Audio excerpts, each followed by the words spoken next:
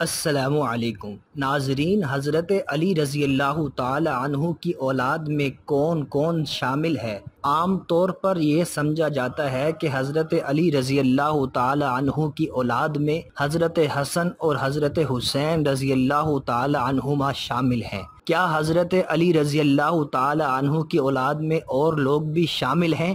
عام طور پر یہ بات لوگوں کو معلوم نہیں ہوتی اور نہ ہی لوگوں کو یہ بات بتائی جاتی ہے۔ آج کی ویڈیو میں ہم آپ کو بتائیں گے کہ حضرت علی رضی اللہ تعالی عنہ کی کتنی اولاد تھی اور ان میں کون کون شامل ہے۔ ناظرین، حضرت علی رضی اللہ تعالی عنہ کا پہلا نکاح اور پہلی شادی حضرت فاطمہ الزہرا رضی اللہ تعالی عنہا سے ہوا۔ حضرت فاطمہ رضی اللہ تعالی عنہا جب تک زندہ رہیں، جب تک حیات رہیں، حضرت علی رضی اللہ تعالی عنہ نے کسی اور سے نکاح نہیں فرمایا۔ حضرت فاطمہ رضی اللہ تعالی عنہا کے انتقال کے بعد حضرت علی رضی اللہ تعالی عنہ نے اور بہت سارے نکاح کیے ہیں۔ حضرت فاطمہ رضی اللہ تعالی عنہا سے حضرت علی رضی اللہ تعالی عنہ کے 3 بیٹے اور 2 بیٹیاں پیدا ہوئی۔ 3 بیٹوں کے نام یہ ہیں: حضرت حسن، حضرت حسین اور حضرت محسن رضی اللہ تعالی عنہ۔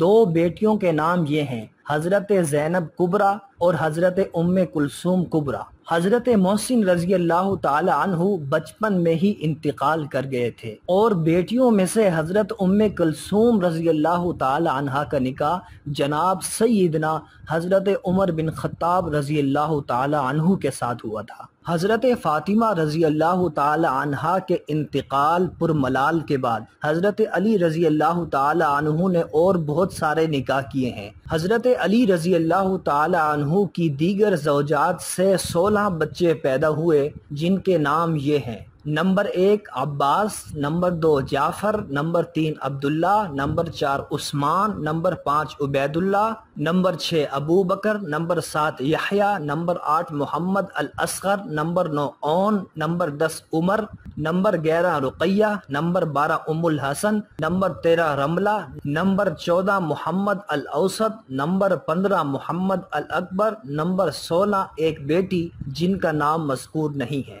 تو گویا حضرت علی رضی اللہ تعالی عنہ کے حضرت فاطمہ رضی اللہ تعالی عنہا سے 5 بچے ہیں، جن میں 3 بیٹے اور 2 بیٹیاں شامل ہیں، جبکہ حضرت علی رضی اللہ تعالی عنہ کے دیگر بیگمات سے 16 بچے ہیں، جن میں 12 بیٹے اور 4 بیٹیاں شامل ہیں۔ ناظرین، حضرت علی رضی اللہ تعالی عنہ کا اپنی صاحبزادی ام کلثوم کا نکاح حضرت عمر بن خطاب رضی اللہ تعالی عنہ سے کرنا، اپنے بیٹوں کا نام ابو بکر، عمر، عثمان رکھنا، سمجھنے والوں کے لیے بہت بڑا پیغام دے جاتا ہے۔